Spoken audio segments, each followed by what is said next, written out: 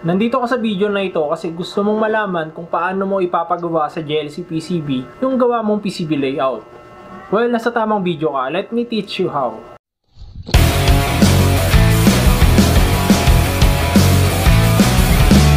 Para sa mga hindi pa nakakaalam, JLC PCB ay isang company sa China na gumagawa ng circuit board. I mentioned China, right? But it doesn't mean na pangit yung mga quality ng circuit board na ginagawa nila. As a matter of fact, yung mga PCB na recently ko ginawa, magaganda sila, madadaling hinangin, tapos professional talaga pag tinignan mo, is gawa ng JLC PCB. Sa kanila ko pinapagawa yung mga circuit board ko. You might be familiar with the name JLC PCB kasi lumalabas ito sa mga paid subscription ng sikat na mga content creator related sa electronics. Pero the purpose of me doing this video is not because it is a paid subscription but to answer a question of one of our viewers. Ano nga bang file yung kailangan kapag magpapagawa ka ng circuit board? Simple lang. Kailangan mo ng Gerber file na naka-zip folder. Alright? Pero kung wala pa no worries, ituturo ko sa inyo kung paano mag-edit ng PCB layout and kung paano ito i-export into Gerber file. In this video, let's say meron kayong Gerber file na. Una, pumunta kayong jlcpcb.com. Mag-login kayo doon. Kung hindi pa kayo naka-login, mag-register kayo. To get started, i-click mo lang itong order now. Ayan. And then, i-upload mo yung Gerber file. Pwede mong i-click ito. Then, hanapin mo yung Gerber file na in-output mo from your PCB project. Or, pwede mo rin i-drag. Ako, mas prefer ko i-drag. Kasi, mas madali. So, while uploading, pansinin nyo itong dimension. Ngayon, naka 100 by 100 mm ito. Once na naka-upload na siya, babasa yung dimension na to. Depende sa sukat ng PCB mo. So, hindi mo na kailangan mano-mano sukatin kung saan na siyang mag-adjust. Turo ko muna sa inyo yung basics. So, kung PCB ang gagawin mo, FR4, kung gusto mo ng flex, select mo itong flex syempre. Aluminum, kung yung PCB na ginagawa mo is pang ilaw kasi napakabilis na ito mag-cool down.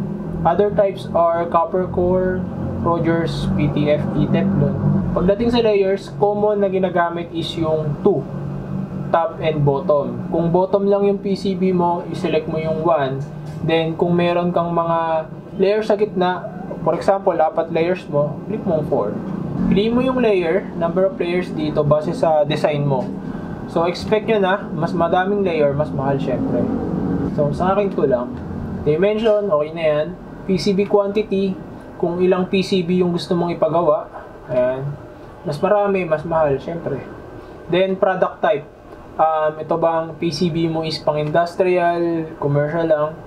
Aerospace yung ginagamit sa space, and then medical. The reason why itong dalawa is nakaiwalay kasi high precision PCB to. Itong aerospace, kailangan high precision yan kasi buhay ng tao yung nakasalalay sa mga pinapadala sa space. And then medical, ayun, di ba? Pang mga medical equipments natin, di pwedeng basta-basta magma-malfunction kasi buhay ng tao yung nakasalalay. So, itong dalawang to is high precision PCB.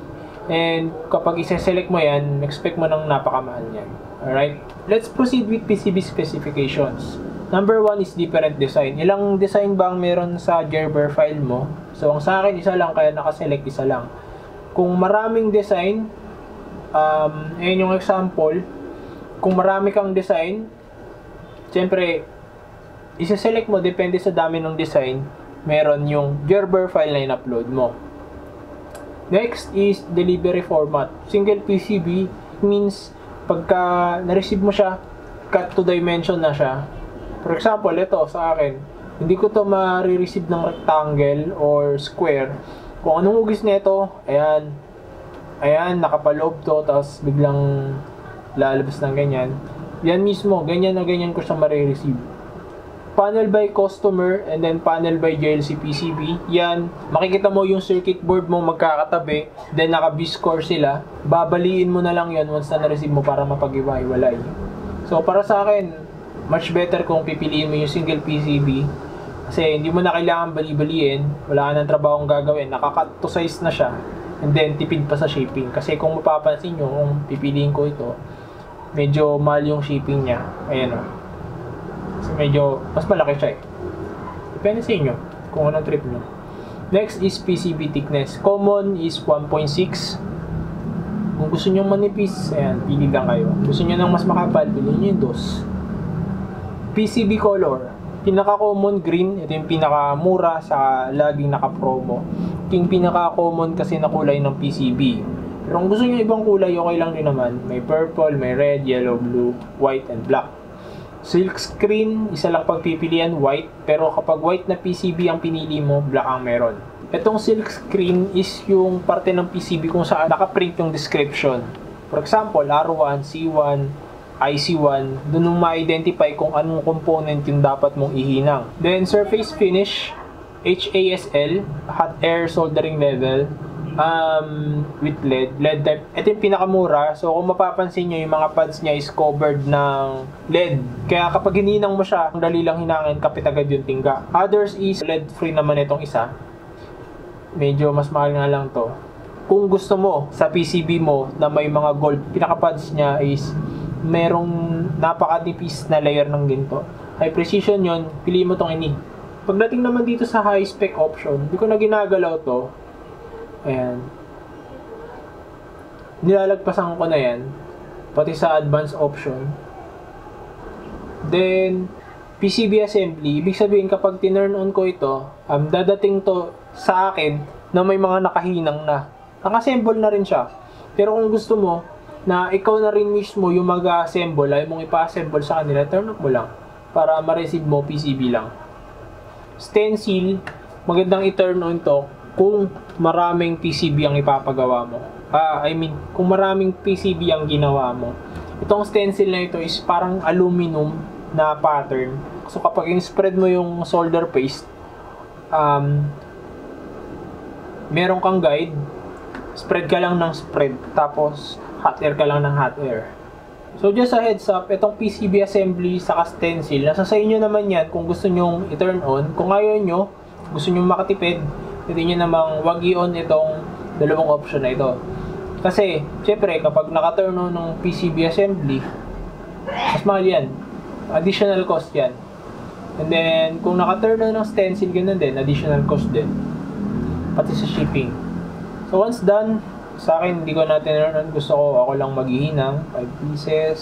And okay na. Kulay black. Save to cart. Yan. So, nasa cart na natin siya. Click mo yung view to cart. Para i-purchase, secure checkout. Yan. Nga pala, walang cash on delivery dito. So, kung gusto mo magpagawa sa JLC PCB, kakailanganin mo ng debit card or kahit GCash or Paymaya. Okay na rin yun. Ayan. Sagutan mo lang to, shipping address, billing information. Then, once okay, continue. Anong klaseng shipping option ang gusto mong piliin?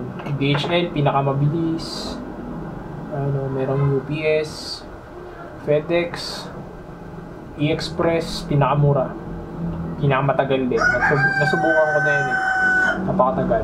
Itong E-Express na to, kung gusto nyong malaman ang review na itong E-Express, meron akong video na ginawa, panoorin nyo na lang. E-Express ang ginamit kong option nun sa pag-order galing JLC PCB. Alright, let's say for example, UPS.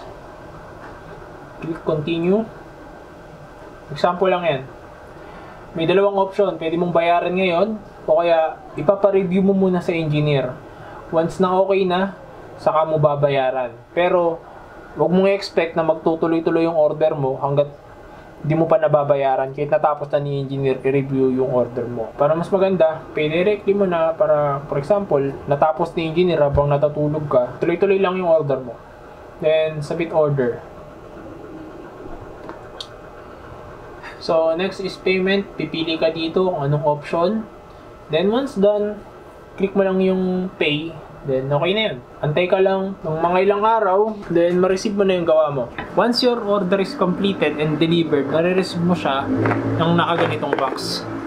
Ayan, JLC PCB. Ito yung sample ng mga gawa ko. Ito yung white. Ilaw to. Ayan. Ito yung blue. Ito yung black.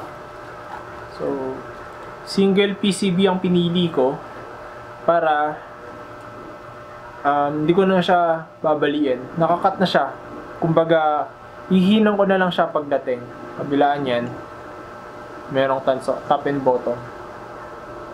Maraming salamat sa inyo. Sana nagustuhan nyo itong video na ito. At kung hindi pa po kayo nakasubscribe, please do not forget to subscribe para lagi po kayo maging updated sa mga susunod na videos na i-upload ko. Ngayon, kung hindi pa kayo marunong kung paano gumawa ng Gerber file and then yung step by step kung paano mag-edit ng PCB, tuturo ko sa inyo. Panoorin nyo itong video na ito.